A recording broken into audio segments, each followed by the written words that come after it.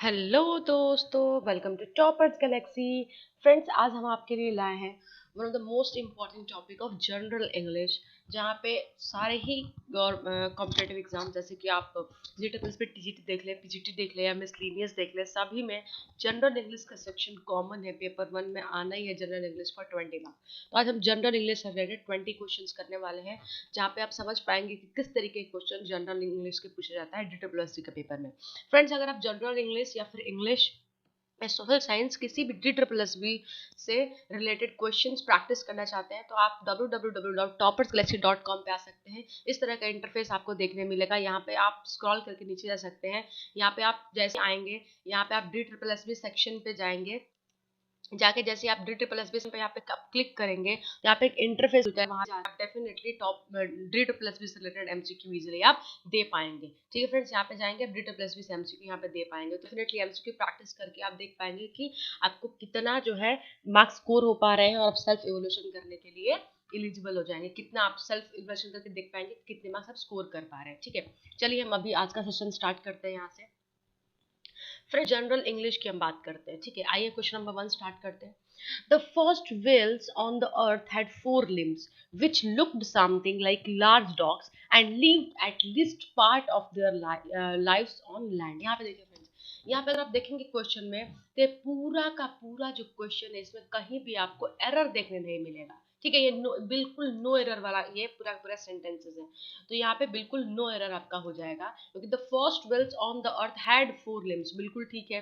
विच looked something like large dogs, बिल्कुल ठीक है। And lived at least 4 part of their lives on land, यहाँ पे बिल्कुल कोई एरर नहीं है फ्रेंड्स। तो आपका आंसर 4 बिल्कुल ही क्या हो जाएगा, करेक्ट हो जाएगा, क्योंकि नो एरर है। ठीक है, नेक्स्ट क्वेश्चन की हम बात करते हैं। यहाँ पे देखिए, Daniel had got frightened after watching a fire show in the circus। यहाँ पे देखिए फ्रेंड्स, यहाँ पे क्या लगा, हैड लगा। यहाँ पे हैड की जरूरत नहीं है, सेंटेंस आपका सिंपल पास्ट में है, तो सिंपल पास्ट में हैड की जरूरत नहीं होती है। ठीक है, तो यहाँ पे सिर्फ क्या हो जाएगा, डेनियल गॉट फ्राइटेंड आफ्टर। ठीक है, यहाँ पे हैड बिल्कुल कैंसिल हो जाएगा, यहाँ पे हैड की जरूरत है ही नहीं। ठीक है, तो इसलिए आपका ऑप्शन नंबर 1 क्या हो जाएगा, बिल्कुल सही हो जाएगा, क्योंकि एरर इसी में है। यहाँ पे एरर फाइंड आउट करने के लिए बोल रहा है, एरर इसी क्वेश्चन में है। ठीक है, नेक्स्ट देखते हैं।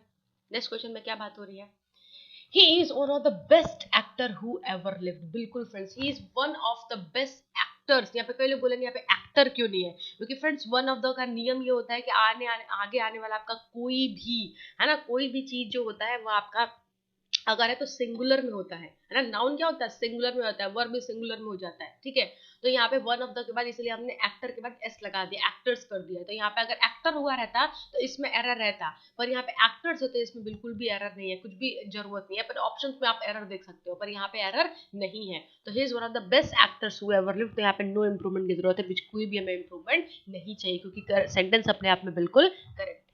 नेक्स्ट क्वेश्चन की बात करते हैं। नेक्स्ट क्वेश्चन देखते हैं क्या कह रहे हैं। I have completed the homework for 4 hours ago। देखिए, I have completed the homework 4 hours ago। ठीक है, यहाँ पे I have की क्या जरूरत है फ्रेंड्स, तो सिंपल पास्ट सेंटेंस। अगर कोई चीज मैं थोड़ी देर पहले की, मतलब सिंपल पास्ट हो गई। ठीक है, तो I completed जाएगा, have की यहाँ पे बिल्कुल भी रिक्वायरमेंट नहीं है, have की there is no requirement of have here। ठीक है, I completed the homework 4 hours ago। ठीक है, कुछ टाइम पहले की बात है। आप कोई भी बात अगर पहले की कोई भी बात कहते हो, तो आप सीधे से सिंपल पास्ट टेंस में बात डिलीवर करते हो। तो सिंपल पास्ट टेंस में हैज या हैव नहीं लगता, इवन हैड भी नहीं लगता। ठीक है, बस वी थ्रू लगता है। यहाँ पे कंप्लीटेड लगा है, बस बात खत्म। तो बिल्कुल आपका ऑप्शन नंबर 1 यहाँ पे करेक्ट हो जाएगा। हमें I completed the homework 4 hours ago, ये आपका बिल्कुल ही करेक्ट सेंटेंस हो जाएगा। ठीक है, नेक्स्ट क्वेश्चन की ओर बढ़ते हैं। Students at Manali had a dash accident during the river rafting। River rafting आपने किया होगा, नहीं किया होगा तो कीजिएगा, बहुत अच्छा एक्सपीरियंस मिलता है। ठीक है, तो स्टूडेंट एट मनाली हैड अ, अब एक्सीडेंट कैसा होता है भाई, एक्सीडेंट कैसा होता है, एक्सीडेंट के साथ टेरेबल एक्सीडेंट होता है ना, टेरेबल एक्सीडेंट है ना। यहाँ पे जो ऑप्शंस है कहीं भी मैच नहीं खा रहे हैं, है ना। टेरेबल, यहाँ पे यही एक वर्ड है जो नेगेटिव वर्ड है, टेरेबल, है ना। तो टेरेबल एक्सीडेंट होता है। तो students at Manali had a terrible accident during the river rafting. यहाँ पे टेरेबल क्या हो जाएगा, बिल्कुल करेक्ट आंसर हो जाएगा। ठीक है, नेक्स्ट क्वेश्चन की ओर बढ़ते हैं हम। In stage performance Meena is dash than Karishma. यहाँ पे देखिए Meena is dash than Karishma. Friends यहाँ पे कंपैरिजन किया जाए, जब दो लोगों को कंपैरिजन किया जाता है तो यहाँ पे हम बेटर का यूज करेंगे। जैसे कि मीना इज बेटर देन करिश्मा, मतलब स्टेज परफॉर्मेंस में मीना इज बेटर देन करिश्मा, मीना जो है वो बेटर है किससे, करिश्मा से। आई बात समझ में? तो यहाँ पे हम बेटर का यूज करेंगे, गुड बेटर बेस्ट होता है ना, वहाँ पे हम V2 बेटर का यूज करेंगे। ठीक है, चलिए नेक्स्ट क्वेश्चन देखते हैं। हम नेक्स्ट क्वेश्चन की ओर बढ़ते हैं। ये फ्रेंड्स PQRS से भी डेफिनेटली क्वेश्चन देखने मिलता है। ये तो जनरल इंग्लिश है तो यहाँ पे आपका एक आधी क्वेश्चन देखने मिलेंगे, लेकिन अगर आप जीटी इंग्लिश के लिए जा रहे होंगे तो आपको 10 से 20 क्वेश्चन तक मिल सकते हैं PQRS से रिलेटेड। ठीक है, यहाँ पे क्या बोला है, rearrange the sentence in the correct order. यहाँ पे सेंटेंस को आपको अरेंजमेंट करने के लिए दिया गया है। ये इन मे 1968, ये फिक्स सेंटेंस है। ये जो वर्ड आप देख रहे हैं, ये जो 3 वर्ड है ना, इन मे 1968 फिक्स्ड है। इसके बाद आपको PQRS को अरेंज करना है कि कौन सा पहले आएगा कौन से बाद में आएगा। आइए देखते हैं। इन मे 1968, ठीक है, यहाँ पे देखिए सबसे पहले हम देखेंगे कि नेशन वाइड बोला है, तो ये तो होना ही नहीं है सबसे पहले तो, है ना। अब ऐसे वर्ड स्टार्ट, ऑप्शन में भी आर से कोई भी सेंटेंस स्टार्ट नहीं है, सेंटेंस पी से स्टार्ट है। तो इन मे 1960 पेरिस वॉज, हाँ ये आप एक मिनट के लिए कंसिडर कर सकते हो कि बिल्कुल ठीक है। ठीक है, लेकिन आप देखो इसके लास्ट में क्यू आ रहा है, तो जब लास्ट में क्यू आ रहा है तो क्यू वाला सेंटेंस ही है, तो लास्ट में कोई भी सेंटेंस, यहाँ पे देखो लैटिन Q2 या सेंटेंस खत्म होता है क्या, कोई भी नहीं खत्म होता है, तो ये बिल्कुल आप यहाँ पे कैंसिल कर दोगे। ठीक है, कैंसिल कर दिया हमने। नेक्स्ट सेंटेंस देखते हैं। क्यू से अगर आप सेंटेंस स्टार्ट करते हो तो ये पी पे खत्म हो रहा है। ठीक है, तो पी के बाद भी लग रहा है Paris was rocked by a great student, तो इसके आगे भी कुछ तो भी होना चाहिए, है ना। आपको ऐसा लग रहा है कुछ तो भी होना चाहिए, तो इसलिए आप ये भी कैंसिल कर दोगे। नेक्स्ट देखो, मैं इजी ट्रिक बता रही हूँ, तो आप पढ़ के पूरा करना है आपको। ठीक है, ये फटाफट करने के लिए इजी ट्रिक मैं आपको बता रही हूँ। ठीक है, फिर आप देखो नेक्स्ट देखो PSQR की बात करो तो इन मे 1968, ठीक है, Paris was rocked by a great student, uprising which swept from the scattered. ठीक है, अब इसके आगे आप पढ़ते जाओ। Unrest among the student in Latin Q2 nation wide outbreak of labour strike and protest. ये लग रहा है कि हाँ एक प्रॉपर सेंटेंस है, प्रॉपर मैच कर रहा है, सेंटेंस का मीनिंग निकल रहा है, तो ये आपका बिल्कुल करेक्ट आंसर हो जाएगा। आपको पढ़ के क्या करना है, सेंटेंस का मीनिंग निकालना है और मीनिंग निकाल के सेंटेंस को अरेंज करना है कि किसके बाद कौन सा वाला आना चाहिए। ये आप कर पाते हो तो बिल्कुल आप करेक्ट आंसर को मार्क कर पाओगे। ठीक है, नेक्स्ट क्वेश्चन की ओर बढ़ते हैं।